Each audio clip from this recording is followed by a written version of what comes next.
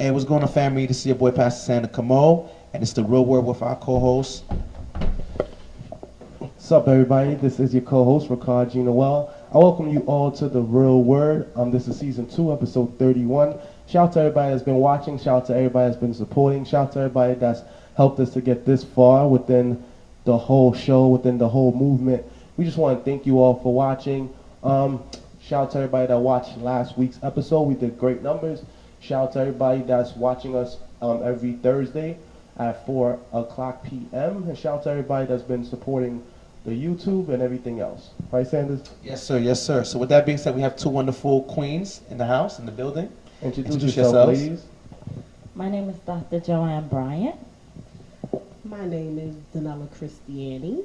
Okay. Shout out to the two young women that came on today to show us love and to talk about the different things that they're doing within the community and the different aspects that they're doing to improve the community as well, because they are doing things in their community through their business. They are business owners, and they're going to talk about these things today. So ladies, tell them a little bit about your different businesses that you run. And about yourselves as well, too. You got it. Okay, so like I said before, my name is Danella. I am an educator. I've been an educator for, I'm not going to say how many years because I'm going to give out my age. So let's just leave it at, for a long time. I've worked in a community with children. I've worked in communities such as Brownsville, Bedside, Bushwick, East New York. And with that being said, I also grew up in Bed-Stuy, and I currently own a business in Bed-Stuy called 3D's Hall. I'm one of the D's out of the 3. So it's a group, me, my sister, and other partners. We work together. We have an event space. So the event space can be utilized for any type of event. It's just a blank canvas, and you pretty much come in there and you turn it into what you want to see. Wow. You make it come, when your vision comes to life. So that's what we provide. We provide a space, a gathering space for families, for community functions and things of that nature. And speaking of community functions, this Sunday we will be hosting a community event for my sister's nonprofit organization, my sister in Christ over here. So we came together to talk to you about our establishments and what it is that we'll be doing in terms of our business. That's amazing. And Doctor, tell us a little bit about yourself. Well, my name is Dr. Joanne Bryant, and I am an educator as well. I have my doctorate in educational leadership. Wow. Spent way too long in school, but It was worth it. yes, it is. Wow. Minus the debt. My goal and passion is changing my community and family. So I created a nonprofit. I formed a nonprofit so that I could allow people to use the arts. My passion is also food. I'm big into the arts, from singing to dancing to painting to anything I can use my hands on. So I use the arts as a means to educate and to bring family and the community together. I am tired of seeing the crimes Me too. and the separation between the family. We're constantly in a rat race and trying to work, but guess what? The family get hurt in the process. That's a fact. So not having time to spend with your kids or your spouse is a major problem. So my goal is to bring the community together on a platform of let's have fun. Let's do something artistic and let's learn from each other. Because I believe in the fact that we all learn from each other. Yes. You have something to teach. And in that prospect, you can, share love. It doesn't have to be all negative, but, seeing the good in people through the arts. We're constantly evolving and we're constantly doing things. That's And amazing. in that process, leave your stamp wherever you go. So my background of course, is in education. I have taught from pre-K all the way up to 12th grade.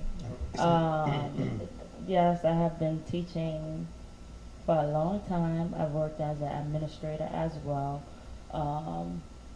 In all different capacity. I've worked with superintendents, with networks, with Wow. business and vendors, and now I want to give back to my community. Amazing. So I grew up in Crown Heights in Brownsville. Well, yeah, East Shout to Flatbush. Crown Heights, shout to Brownsville. That's a fact. So I am a product of that little area, the 90s. And Shout to the 9. yeah. So the goal that I am trying to do is to open up a community center. Where at? I In what wanna neighborhood exactly? go back to the 90s Oh, where I back to the came 90s. They from. need that. Yes. They need that. My church is not too far from there. So I started an after school program. I worked with the high school and creating jobs for the high school with the church to combine them together, but just to allow children, young people to work together on a positive note, and also for people to see the church more than just a place where they see people gathering on Sundays, but as a place where they can come and learn, and the doors open for them to understand and learn what we're about, what we're sharing. We actually, instead of speaking love, we're showing it. That's a fact. So that's important. And since I am a Christian, I actually want to go back to the community and share love as much as possible. My actions should say more than what I'm saying. I agree. So the goal is to go where people are hurting the most and create something. I'm tired of seeing the amount of young people that I grew up with dead. I am tired of seeing them incarcerated. So the goal is to create something where it's a safe haven where they can go, young people, they don't have to go to the gangs. We have a group of older people, younger people, people who are West Indian, Americans, Africans, who will open up their doors and say, hey, let me teach you something in the process. And the young folks could teach us something. Every day we can work together instead of killing each other. So, the community center I want to open up is not for me, but for us as a whole. Amazing. And just to learn. When you walk in, you can learn something. You're going to leave there knowing something different than when you came there. Amazing. So, this Sunday, I am actually having my first fundraiser. Congratulations, shout out. Thank you. At no other than 3Ds. So I'm excited because we're having a family paint night. So, the painting is not only for adult or whatever, it is a paint and taste. So I love food, so I have to intertwine the food aspect into it, my culinary aspect into it, bring some Haitian and Asian and whatever else into the mix. Absolutely. And just have fun. Have parents and adults painting together. That's something I'm looking forward to. Where the door is open to any and everyone who's interested. Give them the location one more time. It's going to be this Sunday starting at 4 p.m. at 3D's Hall, which is located at 885 Lexington Avenue between Broadway and Patchen. That's in Brooklyn or in Harlem? That's in Brooklyn, New York, 11221. Bed-Stuy. Yes. Okay. So you said something about, in regards to, you feel like you're trying to rebuild the community and help families because you feel like families are not the same as they were before, right? You're right about that. What do you think in today's world is affecting the families? And do you feel like the family structure, the black family in particular, is under attack? Absolutely. So I can talk first base. I am a single mom of 2. I've been there, done that. And it's hard being a single parent. You're trying to do everything. You're the super mom, you're the parent, you're the teacher, you're everything. And by the time you get home, you're too tired to do anything.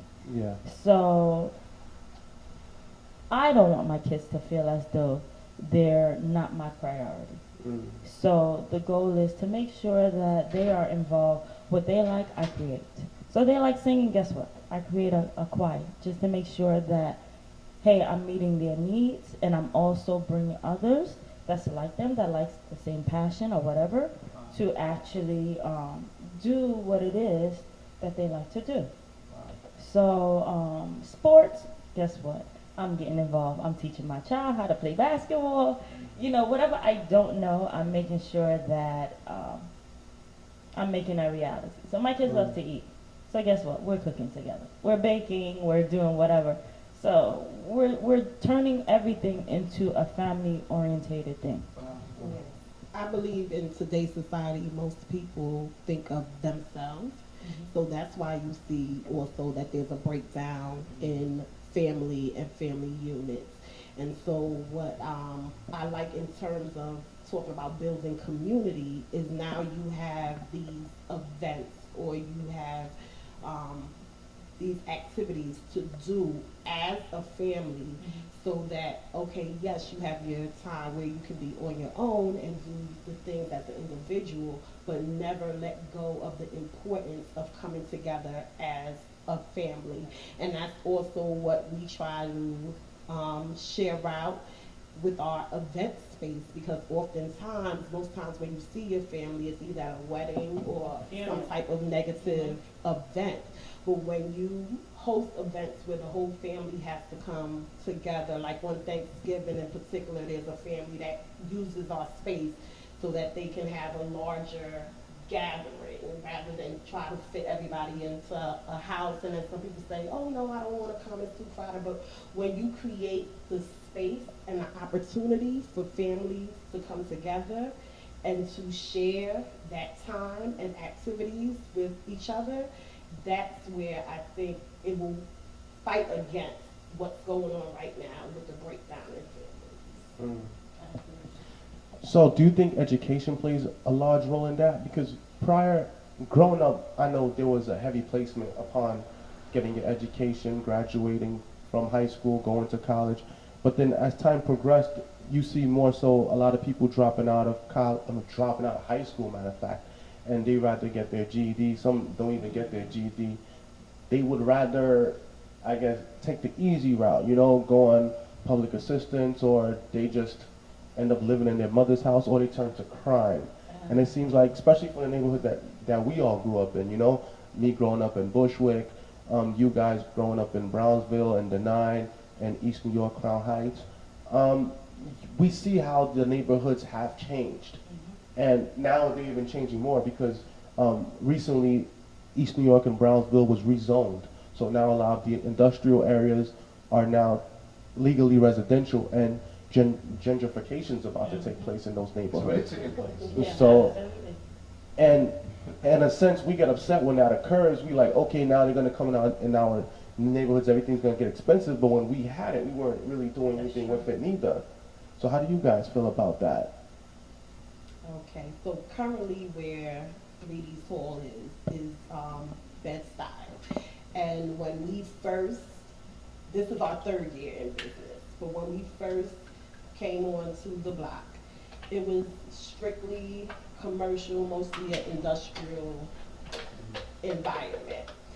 Now when you come onto the block, they've put up about 2 to 3 new apartment complexes on the block itself. So gentrification has already happened, especially in areas like Bed-Stuy. So what I would like to do is to create a community or a group in which the African American or minority owners in Bed-Stuy come together and have those type of discussions in terms of what do we do to make sure that we have a stake in what was ours. You know, not saying that, you know, we are against sharing with other communities, but let's build us so that we can be, you know, more inviting to those who are coming into our areas, so that we don't feel some sort of negativity towards people coming in because we're saying, oh, they're taking over. No, they're coming in to share what we had, what we created, and because there's no sense of ownership, it feels like someone is coming in and taking away from you. But when we start developing ourselves as economic powerhouses, to where as though we own the businesses, we own the apartment complexes, and we own those things, I think that will empower us more as a community to deal with things like gentrification. Shout out to Marcia Lewis. She said hello. Shout out to Sagjo Nige. Shout out to Jerry. Shout out to Jerry because he's always watching the show, calling in live. He said, "What up, nephew? What's good?" Okay, in regards to us owning, I guess, real estate as people, there's a couple things that we need to do as individuals. Yes. First, I think we should build up our education that way that we could obtain better jobs, because most of the time you have to have at least a combined income of over $80,000 to purchase a home, depending on the price. We also got to work on credit. A lot of us, we either blow our credit because when we're young, we get involved in these credit card scams and like drop a check in your account and then it bounce back, and now your whole credit is messed up. And you as a kid, you don't think about credit at 18, but then when you're 28, you're like, wow, my credit is shot. And you need credit to rent a house, buy a car. Before even buying a house, like the simple things you need credit for. And there's a lot of barriers that stand our way, and most people, like, they don't even dream about that. They're like, okay, that's a goal far and few between. I remember recently at my job we had a training program, and then we were speaking about a long-term goal, and one of my long-term goals was purchasing a home, and I told him that, and then I started speaking, and you could tell on people's faces, some people were amazed in a good way, some people were disgusted, like, how did this guy know all this stuff? Other people was like, all right, that's enough, you're talking too much. Other people was like, I don't even want a house, that's too much responsibility. But me, my parents were immigrants that came to America. My father, when he first came to America, he drove gypsy cab.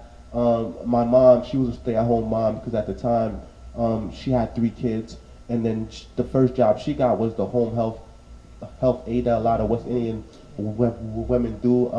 I remember she was working for a company called Best Care, and my parents, like, they saved until they were able to purchase their first home, and that was like their biggest investment, and they were able to take one home and was able to buy a second home. So of course, me growing up and seeing this, I'm gonna feel like, all right, I'm gonna purchase a home as well. Like my wife, mom, same thing, she purchased a home. So this is the families that we came from. So of course that's in our mind. We're not like, I don't want to say the average colored person, but we were different as in that we were taught hard work, and we were taught the value of ownership, home ownership, and the value of an education. But there's a lot of people, you could say, like, they don't have that background to put them on to the game, I guess you could say. Well, here's the interesting thing. I have a background in real estate. I've been doing real estate for over 13 years. Wow.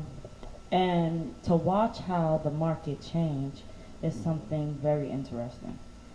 Before, of course, a lot of people missed out on the price being $300,000 in Bed-Stuy, and now $1.5 million you can't afford. Wow. And so what's happening is people are being outpriced in the city. And but then even the people that do owe a lot of them are selling out. Because the other day I drove down Bed-Stuy and there's like 3 houses on one block for sale, like townhouse for sale, townhouse but for how sale. much? 1.5. Right. They're being offered. Right. But the black people that own those buildings, they're selling out. Like, because they're being cashing out. offered big bucks. They're being offered, yes. Right. Over $1 million, like you said, because it happened. I see it, as you said, when you drive down, everyone wants to sell because the idea somehow in the black community is, when will I see that type of money again? When will I be offered that type of money in my lifetime. So let me take it while I can And run. and Mhm. run.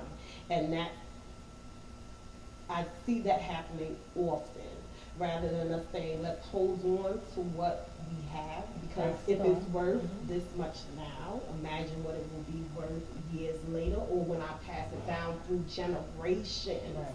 You know, unfortunately, we don't think generationally. Mhm. We just think about what's happening in our lifetime. Right. So I think it's a different mindset.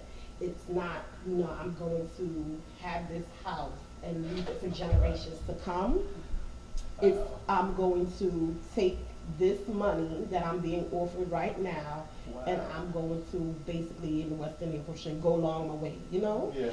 Because, you know, as you were saying, my parents, I'm first generation American. Everyone is from Guyana.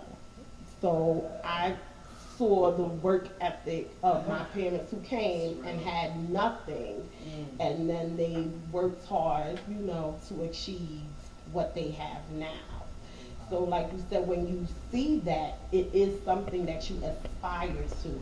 But then we're also talking about the youth who might not have those examples or even aspirations, because some people do say owning a house would be too much, and once it goes back to the economy and what that person feels like they would be able to do in this economy. And when you think about the economy now, people who even went to college and have decent jobs, you still have to work an extra job or have to have a side job in order to make, you know, in order to make ends meet. So that's That's a fact. that's what I'm learning in terms of not going from being an educator, because I still work, I'm still an educator, but also being an educator and an entrepreneur. You live in two different worlds. The world of an entrepreneur is completely different than a world of someone who goes to work and works, you know, your 9 to 5. It's two different worlds, and sometimes those worlds can clash. But what the world of an entrepreneur teaches you is that there's limitless possibilities. And that's also what we should be teaching our children as well, because like you said, most immigrants, when they come over, most West Indian immigrants, they work in nursing jobs, or they work in education, or, you know, the men work in some type of construction or carpentry, something with their hands. Yeah. But also with those jobs and those skill sets, it would be nice if we could expand as a people too, and learn what entrepreneurial skills or talents do we have, to where as though we can start building generational wealth while still maintaining that security in that 9 to 5 job. Right. I was reading an article today about this individual. He started working since the age of 13, and he was able to retire at 33. The way he was able to retire at 33 was basically that he lived well below his means, and then he had a decent paying job. I think he was a managerial engineer, and when he ended his career, he was making a salary of $68,000 a year, but then he was living off of a $34,000 a year salary. So he was able to save $30,000 each year, and he maxed out his 401ks. He did many investments, and by the age of 33, he had an investment portfolio worth $1.7 million, and his investment portfolios alone give him annual income of $34,000 a year now. So that's one way where you could get a decent job, because he obtained an education, he got a decent job, and he maxed out his 401k, and his company matched it. Because some companies, if you're lucky enough, you work for a company where if you're able to invest in a retirement, they'll match that same dividend amount. Another way you could be able to save money, or you could capitalize on your resources, they say, is not only live below your means, but make smart investments. Like I remember back in the days, Bitcoin used to be on the dark web, and the way I found out about Bitcoin is I had friends, you know, they used to crack cards basically, and they put me on to Bitcoin. And at the time, Bitcoin was probably like $300, I think, for one coin. And I was like, $300, that's too much. And it went down actually to like 250, 220. And I was like, that's still too much. Because I'm like 23, 24, I'm not even thinking about that. Today I look at Bitcoin today, it was 7,357. So imagine if I just had a one. Just one. Listen, when we were younger, we made foolish mistakes. That's how you have to look at it. You know, opportunities that was available to you back then, you're like, oh, later on or whatever. The same as me. I could have purchased plenty of properties when I was 21, you know, from Bushwick to Bed-Stuy. And I was like, and then September 11th happened. So, but it's, you know what, you have to make the best of it. Whatever skills you have, like she mentioned, you take it and you make the best of it. You use it. But in the process, you're teaching others. Right, I was going to say, you know, each one teach one. And that's the goal. So it's our job, now that we have The knowledge. the experience and the knowledge, we can now turn back and say, don't make the same mistakes I made. And like I said, being a first generation, you know, American in my family, when they came over from the West Indies, they did what they knew in order to survive, in Right. order to make a better life for themselves. It's our job now to expand that and to do more with it and learn the different lessons that we need to learn in terms of economics, and show the youth how they can build their wealth and how they can become owners. Because I made the same careless mistakes as well in terms of money, because you don't know, and no one sits and teaches you these things. We kind of work through trial and error, if you would say. So now that we've gone through the trial and error, it's important that we turn back and give this knowledge and wisdom to, you know, young people who can make better decisions as they're coming up earlier in life than we could have. And I believe in creating opportunities for young people to actually experience that. So creating jobs for them. So that's mainly my focus in starting a nonprofit. You know, yes, you can go and apply for jobs or whatever, but it's better to create for others so that they can learn and actually teach one. They'll take ownership of it more that way. Shout out to Sandy McDonald Fields. She was telling us that the sound was kind of low, so I had to turn it up. She said, Rickard, words cannot express how proud I am of you. God has truly blessed you, and you, in turn, are blessing others. To God be the glory. Thank you, Sandy. Shout out to Sandy. She used to be my manager. Matter of fact, she gave me my first job out of college when I graduated from college with a degree in law and paralegal. She hired me as a paralegal at Bender and Bender, so shout out to Bender and Bender. They filed that chapter 11. They went into bankruptcy, so R.I.P. to that one. So I have to ask basically this, is there any future endeavors that you guys are going to get into soon? Okay, well, 3D Swore would like to partner with other nonprofit organizations so that we can start to do some of the things that we talked about today, because, you know, an event space is usually busy throughout the weekend, but during the week we would like to do some more community building. Wow. So things where we have financial education for the youth, but do something fun to make them want to come in the door. Like Dr. Bryant was saying, you have to go with the times. So we have to understand where the youth is right now, and we have to meet them where they are. That's a good one. Where is the youth right now? Like, where do you guys think the youth are right now? I can tell you. Okay, go ahead, Sanders. Let's start with Sanders. I think music is where it's at. I think music, it's a key thing. I agree. I think what we need to do is, and I want to start this up, and I saw, Miss, that you said you have a spot, is to basically just showcase a lot of artists in regards to singing and to rapping. And I feel like, you know, down south, a lot of the artists, even though they're not the best in regards to content, I mean, to each his own, they support one another. That's true. You know what I'm saying? And I feel like we are the originators. We started this thing, and I feel like we need to.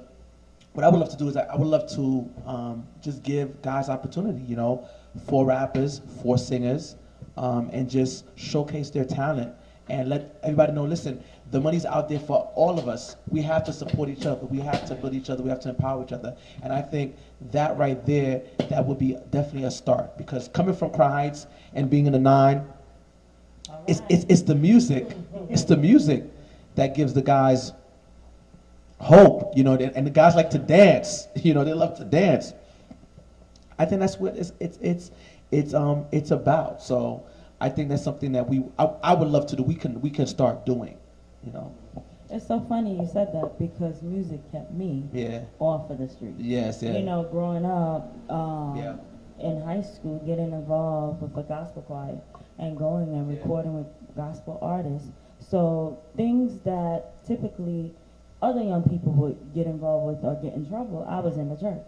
So that kept me off the street. So definitely music, and right now I think besides music as well, technology. Definitely. Gaming. So where do you think the youth is at right now? That's the question. Like, how do you think the youth is versus to the youth when you guys grew up? Like, what do you think is the main difference?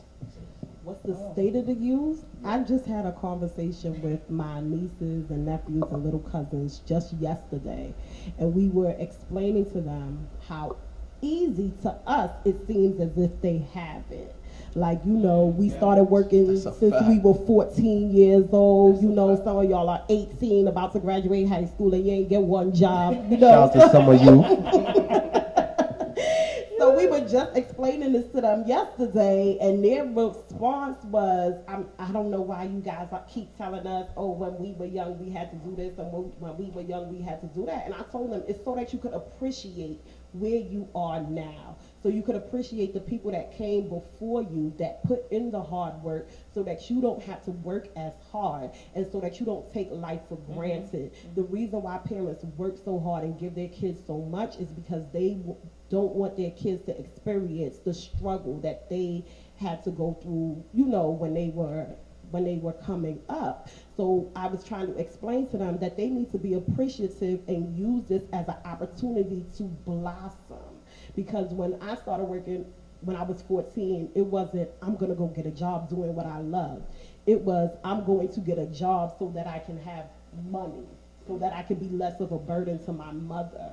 Now the youth has opportunities to say, let me find out what my passion is before I make my move in terms of employment or in terms of what I'm going to create for myself. So I think the youth is in this place where they don't really understand what they're supposed to do with the opportunity that they're currently being given. They have a certain freedom that we didn't have coming up. That's a fact. I mean, there really wasn't things to do, but we made opportunity in regards to, we made opportunity. You know, we worked with what we have, but now, you know, there's a lot of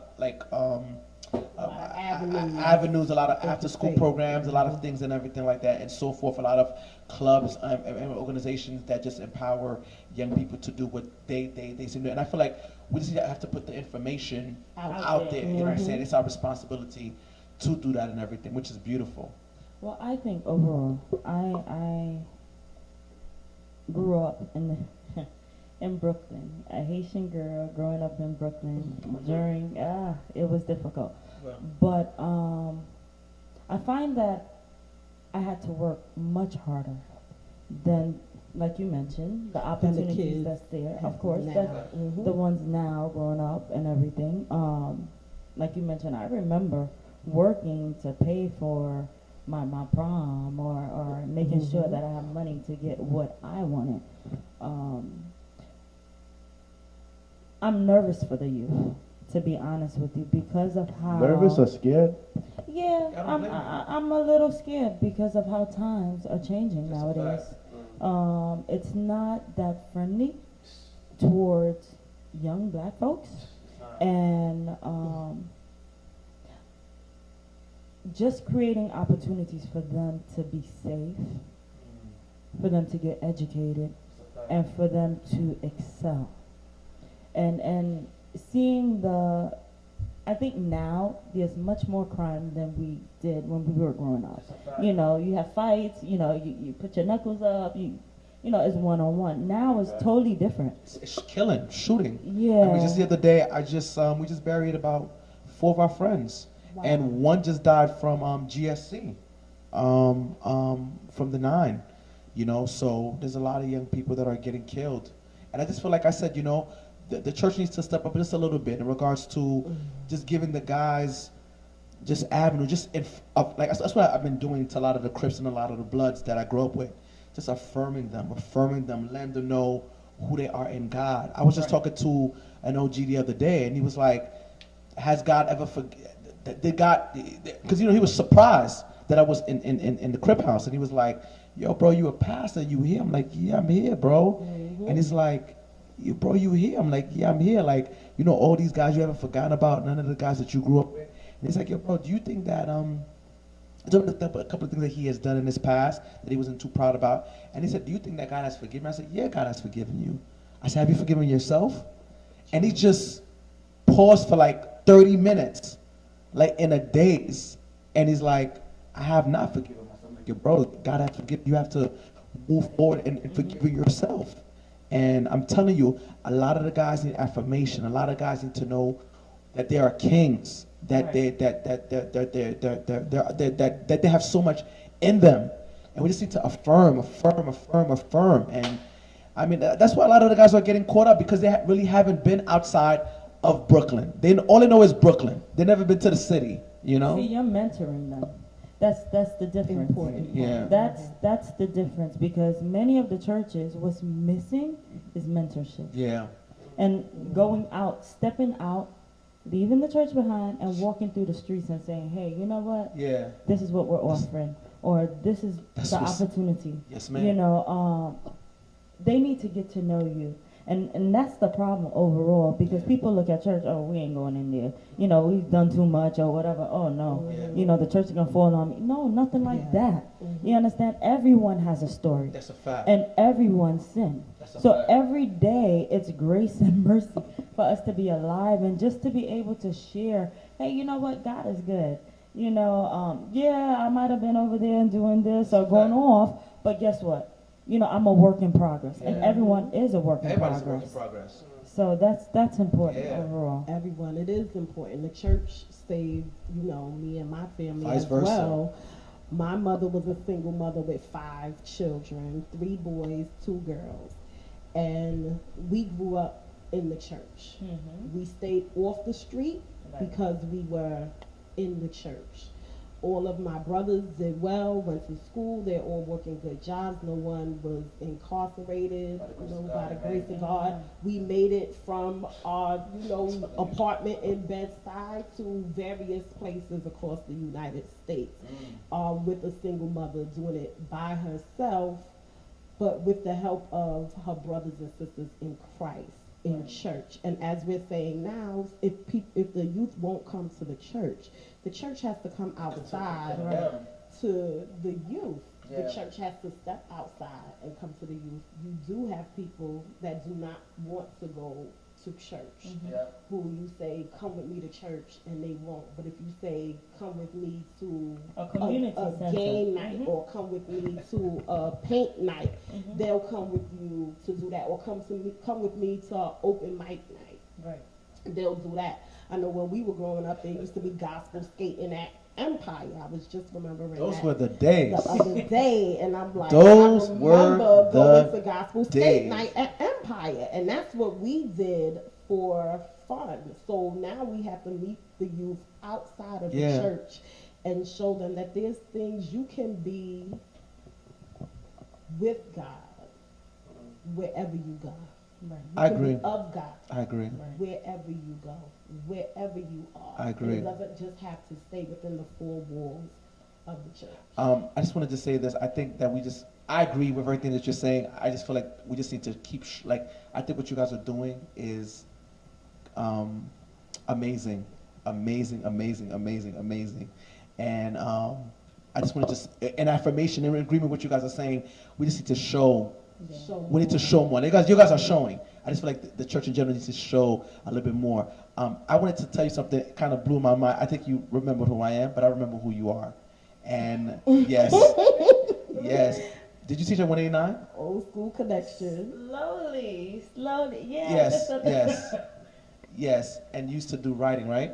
Yeah. Yes. Oh my God. Yes. She was So, your teacher? so I know I wasn't bugging. That's why I was laughing. Wow. What He's connection? making me. I just wanted to say, no. It's not about old. I just wanted to say thank you for saving us and saving me. Yes, and really believing in us and believing in me. And I just would recommend that teachers need to get 6 figures. Yeah, 6 figures. But you don't remember me? I remembered you. I remembered you. You was an awesome teacher. You challenged us to be better. Yeah, man, like we need more amazing people like yourself. Because I was thinking about, I'm like, yo, I know this face. She looks familiar. Mm-hmm. I said, yo, I know this face.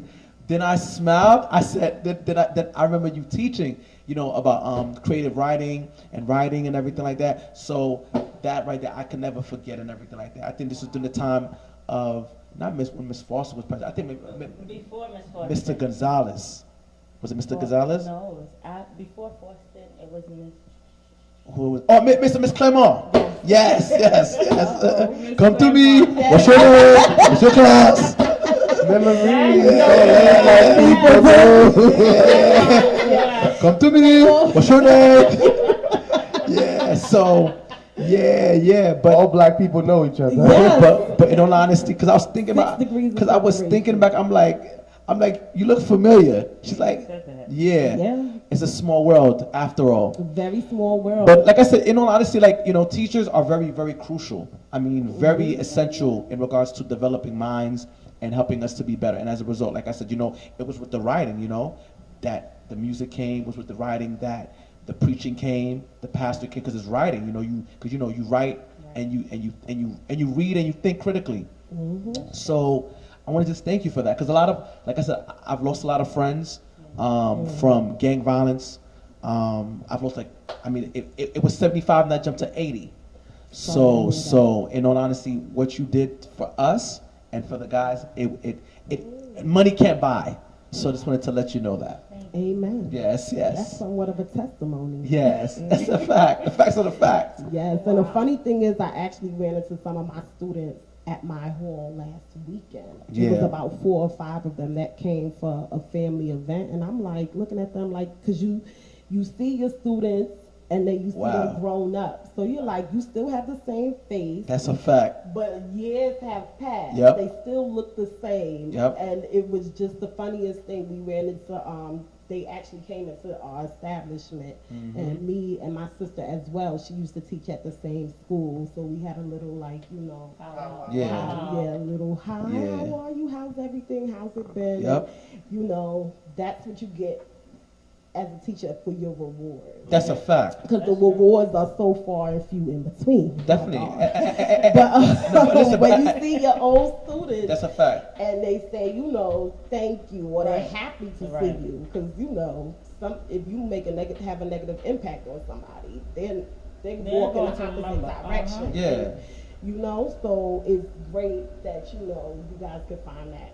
Definitely. Funny. I think that's why going back is important. Like I know I owe Ms. Gump here when it's been 3 years. Like I have not gone to like alumni, and she's gonna kill me because things has happened in regards to like scheduling and everything like that. But time to time I would go, and I'm telling you, like them to see, because like this the FBI is in Facebook too, so they find out what you do and everything like that. I'm not talking about the real FBI, but like because they heard about what I do, so. I mean, just going back and to see like Miss what's the name again? The principal now. Oh Lord, have mercy. Miss Debbie?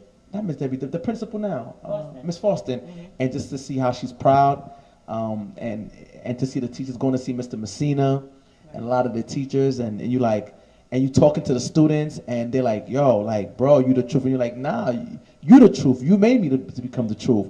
It's a beautiful thing, and I think that's commendable, and I feel like teachers should at least get a little bit more appreciation, and a little bit more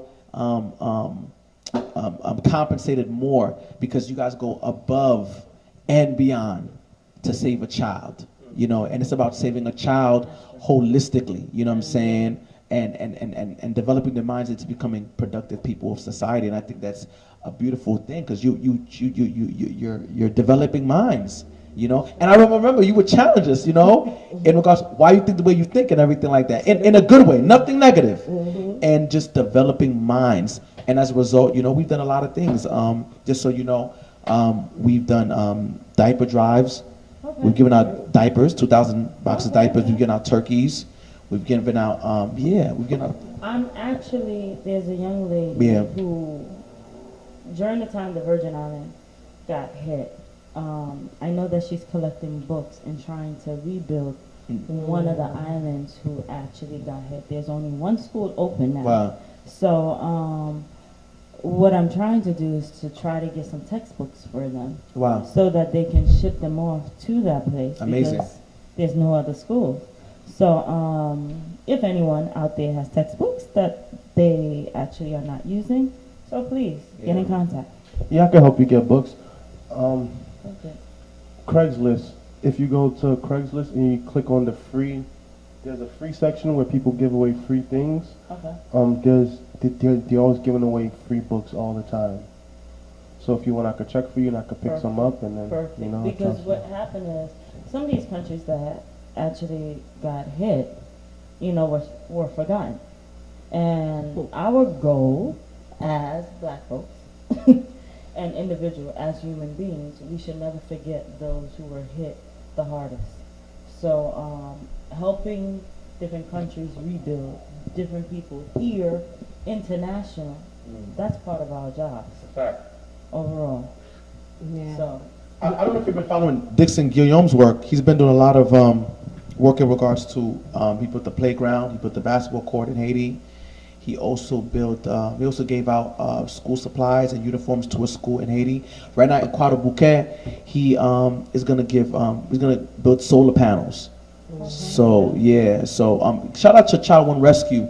They're looking for laptops for anybody want to donate laptops to students and everything like that. So yeah. That would be good. It's all about giving back. absolutely. And it starts from, you know, your human desire to do good. Yeah. You know, if I could touch somebody as I travel along, then my living won't be in vain. I actually used to have that, of course, my colleagues wore when I was an RA. So in terms of, you know, each one teach one, right? In terms of being able to pull up ourselves and our community, we just have to work together to do it, because sometimes doing it by yourself could be such a hard journey. And then we also see, you know, that our community is suffering with mental illness as well, to where as though it doesn't necessarily get addressed. And that could be such a lonely journey for someone to travel by themselves. So if we start building communities, we can address all of these things. We can meet the youth where they are. We can also empower them financially. We can also talk about health, health in terms of mental health, in terms of physical health. All of those things we can do as we build our community. No, definitely. And once we start pulling, definitely. will impact, like I said, for generations to come. And in terms of the church being at the forefront of that, I think that's very important. I agree. It's very important. My niece dances, she does praise dances, so when we first opened the hall, we used to do concerts for her. And sometimes it was hard for pastors necessarily to schedule to come out to a hall or event space to kind of, encourage that. Yes, they would send their support and things of that nature. But if the community sees, like how you go into the Crip House, and the community sees, like, I'm out at an event and my pastor's here. That's a lot. It makes It makes a difference. And it speaks volumes. It says a lot, Mhm. and it speaks volumes. And we also have a prayer breakfast that we do every year. We call it the Power Rangers Prayer Breakfast. That's what's up. Because my mother is a prayer warrior. I support it. Okay, she was I support one of the this. heads of the prayer ministry in my church coming up. And she has her group of friends to where as though when they pray, You feel it. when they pray, things happen. Wow. So every year at the hall, we do a prayer breakfast. Wow. And we also, we invite people from churches, we invite other pastors. And, some pastors will come out. But like I said, it's kind of hard to get pastors to come outside of the church and go into a space and not necessarily another church, because you'll go to a prayer breakfast at another church, but will you go to a prayer breakfast in someone's backyard? But will you go to a prayer breakfast in someone's space? Wow. Well, I'll tell you this. My church actually this Saturday is actually stepping out of the church and going to the park. They're setting up the health fair, the community outreach. They're giving out clothes. They're praying people. Lincoln Center Park. Lincoln Terrace. I'm sorry. Lincoln Terrace Park across 189, where they start the Labor Day parade. It's going to be there. So they're going to have games, face painting, all types of health, mammogram going on. So they're giving back in this form and looking at the whole person and making sure that, hey, your health come first. Mental, we're going to have mental health there. We're going to address the needs of the children as well, where they'll have fun playing games. And also, if anyone need prayer, we have prayer stations there as well. Amen. Outside of the church. Yeah, it's important getting the information out, because you do find that there are churches and there are ministers who are already doing these things. It's where can we put all of this information in one central place? I have to add to something that you guys have heard of SOS. They're basically Save Our Street. They're another good organization as well too. They have a portion where they have the pastoral. It's a pastoral staff as also part of that organization, but because of them, for I think 3 years now, Albany Project hasn't seen one shot. They've been going around praying with the precinct and everything. Yeah, the precinct and everything. Right. But they also give different alternatives to a lot of the gang leaders, getting jobs. And some of them that's incarcerated. Yeah, exactly. I think that's what I think we just see, everything is that I think we just need to continue come together. And just correlation and everything like that. I think that's amazing. Maybe having more summits or town halls. No, I agree. I would be open to hosting some at the hall, so where we can sit and and plan and build. No, definitely. It sounds like we could all work together in the near future. No, that's a fact. Absolutely. Not even in the near future now. All right, guys. So to close out, closing thoughts. What would you guys like to leave the people with? I go first. Okay, go ahead. Teachers matter. Amen. Teachers matter. Fact. And we need more people like you, Doctor. We need more people like you, because we need more people like the both of you guys. Now, both of course, but I'm talking about from my experience, what I faced, my personal experience. We need more people like you. And you're a teacher too, so we need more people like you as well too. So it's very, very detrimental, because teachers can save a life, and they need to treat them right. I need 6 figures though. I'm telling you. From your lips to God's ears. Yes, I'm keeping it real. Because y'all do it a lot, especially in Brooklyn. You understand? So, yeah, it's that real. Okay. Yeah. So my closing remark is, I want the community to come out and collaborate with people. So let's just have fun in teaching and learning. Sunday, you're welcome to come The to address 3D one more Halls. 885 Lexington Avenue, between Brooklyn, New York 11221, between Broadway and Patchen. And it's a family event. On Saturday, ALCC is having the health fair. You're welcome to come for it at Lincoln Terrace Park from 10 to 4, where you can come get prayer, you can get food, you can get clothes, you can have fun. Also, and just making a difference. The goal is to open up a community center to make a difference. But it doesn't take a center. It just takes one individual to make that difference. Amen. So, In someone's life, yes. My takeaways from our conversation is community building and setting ourselves up for generations. absolutely. So us being able to be healthy financially, physically, mentally, spiritually, to just be overall just whole, Holistic, yes. like the Bible talks about being whole, right?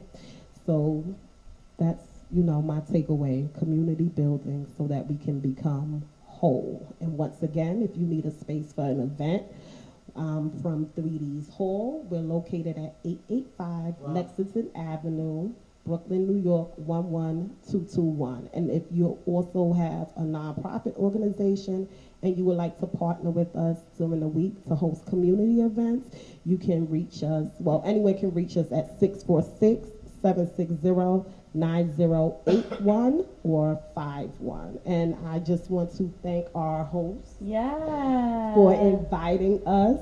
Thank you so much. So much, and I look guys forward You to know what I forgot to working add? with you guys in the future.